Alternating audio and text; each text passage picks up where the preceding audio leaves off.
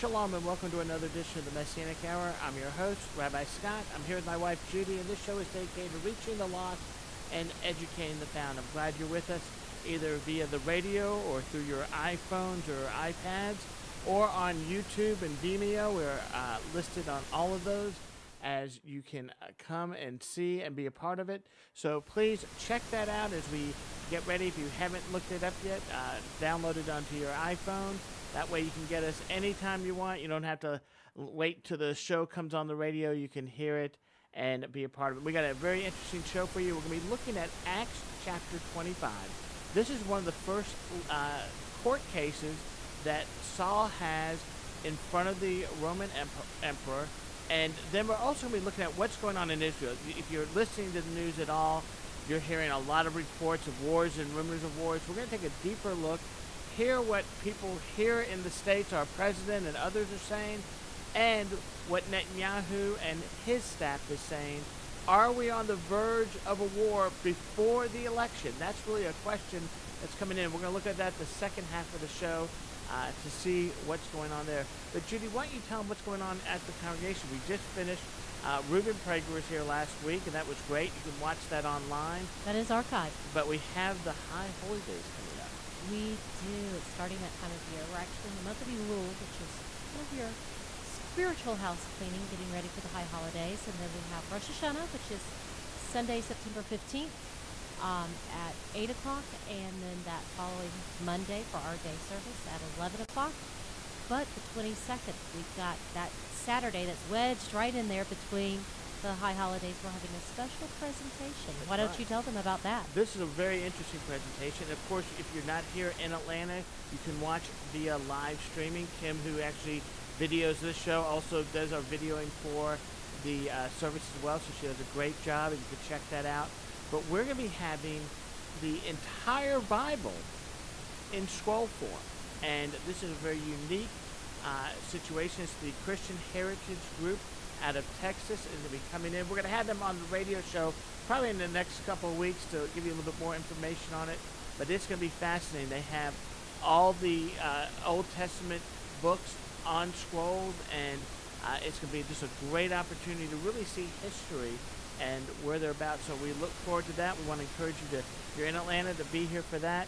And we have the holidays coming up as well. Remember, no tickets are required. What does that mean? It means that you do not have to have a ticket. A lot of the traditional synagogues, you have to have a ticket to get in. Here, it's open to everyone, Jew and Gentile alike. We would love for you to join us. Okay, and this is when you learn, don't give out dates without looking at a calendar. Uh-oh.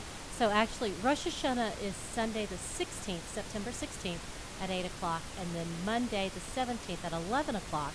And then Yom Kippur starts Tuesday the 25th of September, that evening, again, 8 o'clock. And the day service is that Wednesday the 26th at 11 o'clock. Never give out dates. And that's all on our website, rabbiscott.com, so you don't have to worry about it. Go check that out. While you're there on the website, sign up for our newsletter, and you get a free gift. We'll be back right after this.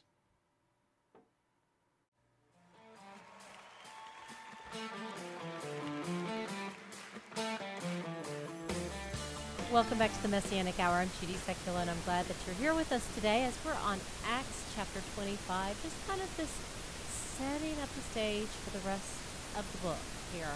But I think there's some interesting things that we can still glean out of this. So, Rabbi, why don't you get us started? Well, obviously, this is a chapter that a lot of preachers don't preach on, and it's not talked about, but it's very important. This is one of the first times we see that Saul goes in front of the court system and is being brought up on charges.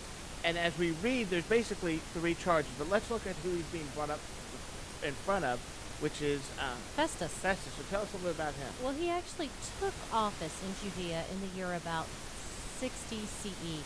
And it's been a full 30 years since the masters died. Right. So people know it's CE. That's Common Era in the Jewish calendar. It's AD in the Christian calendar. And what's really interesting, and I think probably what we might lose sight of, is that Shaul had been imprisoned in Caesarea now for 2 years. So for 2 years, he's just been kind of sitting there. Granted, it was, as we talked about last week, a house arrest, so he could have people come visit him. but he was They were able to still bring food. He basically was, like I said, it was a house arrest, but it was with privileges, right. not being in the prison, which is almost would have been sure death at that time. And, Festus was better, but he really, really had inherited a mess that he needed to clean up. And part of it is there was, the land had fallen into disrepair, there was revolts going on, and Judea was leaning ever closer to that revolution that we know, because we look back into history, is coming. But his first order of business is he wanted to visit Jerusalem. And while there, he met with the Jewish leaders, but he also encountered all of these people who were anti-Paul, anti-Shaul, who filled his head with all types of accusations. And he's kind of like, okay, well, what do we do now? Right, here it's his first act is almost having to deal with taking care of the situation. And it's interesting because, Judy, when you read, we're in the middle, right, first part of Acts, or Acts chapter 25, verse 7, Luke doesn't really specify the allegations that are against Saul, but we see here from his response what they are. And it basically goes on to say, I have done nothing wrong against the Torah of the Jews, or against the temple, or against Caesar. So what he's really brought up, the charges that are brought up against him, is the fact that he has done something against the Jewish people, against the temple, and against Caesar. And we see here that's not the case. Well, we see that Festus was like, okay, really there's nothing here that I, as the leader over this area can deal with. It's more of a disagreement between your own self. But he asked Shaul, because, do you want to go to Jerusalem and face these charges? Well, Shaul already knew. There was a plot against him, if we remember, like a cousin of his had been told that. Right. So he knew there was a plot against him. He knew if he went back to Jerusalem, he'd never survive. But most importantly, he knew he was supposed to go to Rome. And he knows that because Yeshua had told that to him himself. So, and I think he sees here, finally, here's his opportunity to get to Rome. So he appeals to Caesar. He's like, no, I want to go to Caesar. I'm a Roman citizen. This is my right to appeal to the sovereign. And Judy, one thing else to note is that, a Christian interpretation of what takes place really lets his own defense really show that he was not against Torah. Matter of fact, it's the opposite. He was showing that he had done nothing wrong against the Torah, i.e., he was a Torah-observant Jew. Here's the thing we have to remember. Paul is still a Jew. After accepting Yeshua as his Messiah, doesn't change the fact that he's still Jewish. And that's a mindset that the modern-day church has put this in, is, oh, now you're a Christian, you're no longer a Jew. No, that doesn't change. And what Saul was saying here is, if what they say, what the church says today, if that actually happened, then they would have a case. On the contrary, Paul is saying, look, I'm as Jew as you are. Be as Jew as you want to be. He's as much of a Jew as they were, and no different. And I think the thing that's important to realize here is, in 2 years, he's never changed his defense. Now, can you imagine the leaders in Jerusalem? They're like, okay, what did we say 2 years ago? Now we've got to say. So I'm sure they keep adding accusation to accusation because they can't remember what they said in the first place, because none of it was true. And again, Festus sees here that none of this is true, but Shaul has appealed to Caesar. He's got to send him to Caesar. He's got to send him along with a document that says what the charges are. And he's like, what do I write? There's nothing here. So at this time, King Agrippa is visiting, and he's like, okay, I'm going to throw it off to him and see what he says. Being that he's Jewish, he can handle these things. And what we see here take place is the setting up of the situation. Because he's basically saying, look, they really don't have a case against him. What am I supposed to do? He's a Roman citizen, key point. Like you brought out before, Saul knew that he was supposed to go to Caesar, appeal to Caesar. Here's God opening these doors so he could do it. And really, that's how it comes back to being. And what I want to point out is basically Rabbi Shaul's steadfastness.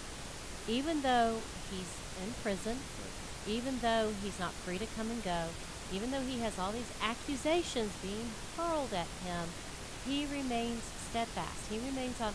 He knows he's supposed to go. Yeshua himself has told him, which, nowadays, I know that we have the Holy Spirit inside of us to keep us on that path and keep us, in our relationship with Yeshua and Adonai. But, I don't know. I think the majority of people are going to say Yeshua didn't just reveal himself to me. But here's Shaul, who has all this and knows what he's supposed to do, and he never wavers. Right. He never recants. He never wavers. He stays on this path, even though now he's sat there for 2 years, and I'm sure he's wondering, when am I ever going to get there? But he's still committed to this path. Yeah. And there's really such a determination in his commitment. Now he's just trying to do what he can do to get to Rome, because he knows that's where he's supposed to go. And he's kind of availed himself of all of his resources, but now he's really just got to sit and wait on God. And I think a lot of us, we don't like that sitting and that waiting. We'd rather do it ourselves, but he's really an example for us to sit and wait. When you know you're on the path, even though it may not seem like you're making any headway, you still got to stay, and you still got to wait until God does throw open the doors. Be still and know that I am God is really what we see take place here. And like you said, he keeps with his point. These are false accusations. Why are they false accusations? They're trying to quench what is now growing into a very large population of Jewish people who believe that Yeshua is Messiah. How do you take care of this? You try to quench it by taking out their leaders. Saul was considered one of the top leaders, especially the top theologians of the day. If you can show he's going against Torah, then you can show that the rest of it is. But on the contrary, even an outsider, a Gentile looking at the situation, realizes there's nothing there. There's nothing there. There's no case against him. These are made-up accusations. And in fact, Saul is as Jewish as he was the day he was born. This did not change. I think that's what that's key to remember in this, is that Saul never gave up anything. And in fact, he brought in more. He brought the Messiah into his life. But that doesn't void the fact that he was Jewish and kept his Jewish identity, kept the feast, did everything that he was supposed to, as was a custom. The same as Yeshua. Yeshua did all these things. If Yeshua was going to do away with these, he would have said, look, after I'm gone and raised, it's party time. That wasn't the case. He says, look, see, I have not come to abolish the Torah, the prophets, but to bring them to their perfection. And that's really what we see taking place here. And that's why Saul, 2 years in prison, can still sit there and say, look, nothing I've done is wrong. You brought these false charges against me. I still stand by my God. And I know the truth, and the truth will set me free. And that's really what he's standing on here at this point. And we see that, Festus is like, what am I going to do? So he's throwing it to King Agrippa. But even there, he's saying, I don't find anything. I find no merit to these charges. I see that it's more a disagreement between themselves. Right. So it's a religious argument, but, religious debate. He's trying to cover himself because I got to send him to Caesar, and I got to send him with something. Help me. And I think we're going to see in chapter 26 what that is and how it all plays together to get Shaul on his journey to his final destination, which is Rome. I want to encourage you to go to our website, rabbiscott.com. You can listen to this teaching. You can go watch it on YouTube or Vimeo. Check that out. While you're there at the website, you can sign up for our newsletter. You get the free gift, I Have a Friend Who's Jewish to You, and the prophecy card just for signing on. It's a great book. I encourage you to read it. Remember, we are a listener-supported show. You can support us right there online. And a great way to do it is by blessing Israel as well. Plant a tree in Israel. Go check that out at rabbiscott.com. We're going to be back right after this break. Is Israel on the verge of war before November 7th? We're going to take a look.